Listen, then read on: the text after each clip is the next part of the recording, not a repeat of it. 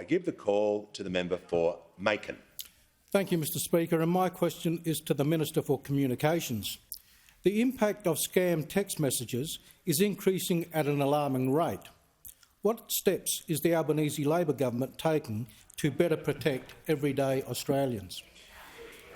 I give the call to the Minister for Communications. Thank you, Mr Speaker, and my deepest congratulations on your elevation. And I thank the member for Macon for his question, and as he and I think every member of this House knows, too many of our constituents have fallen victim to a scam text message or know someone who has. The perpetrators of scam texts are criminals who operate domestically and overseas. They utilise sophisticated technologies to harm innocent Australians, whom they con into divulging sensitive information that can lead to their identity being stolen. They cause financial loss and emotional distress, and they ruin livelihoods. The ACCC estimates that Australians lost more than $2 billion to scams last year. And to give some perspective, according to ScamWatch, financial losses from scam texts have increased by a staggering 188% compared to the same period last year, already costing Australians over $6.5 million. Now, this government considers this to be completely unacceptable. And consistent with our priority to keep all Australians safe, it is pleasing that new rules recently came into force to help combat scam texts.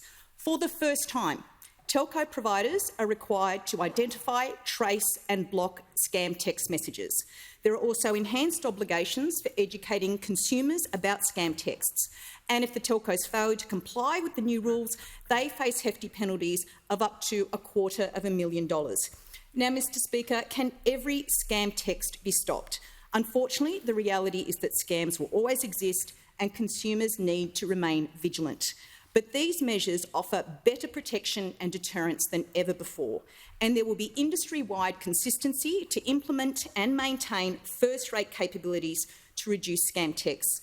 Now, Mr Speaker, the evidence from scam call blocking shows that we can make a meaningful reduction in the volume of scam texts as well.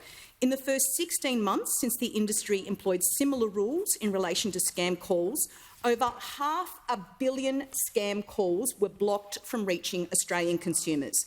So I say to the House and to Australians tuning in, if you receive a suspicious text which you think might be a scam, it probably is. Don't click on any link attached to it and don't provide any information in response to it. And I encourage you to visit ScamWatch to report scams and check out its useful tips on detecting and avoiding them.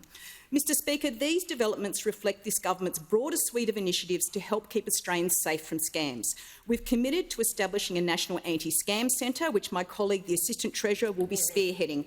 This government is committed to disrupting the business models of scammers, and these latest regulatory improvements in relation to scam texts are an important step in that very sensitive mission.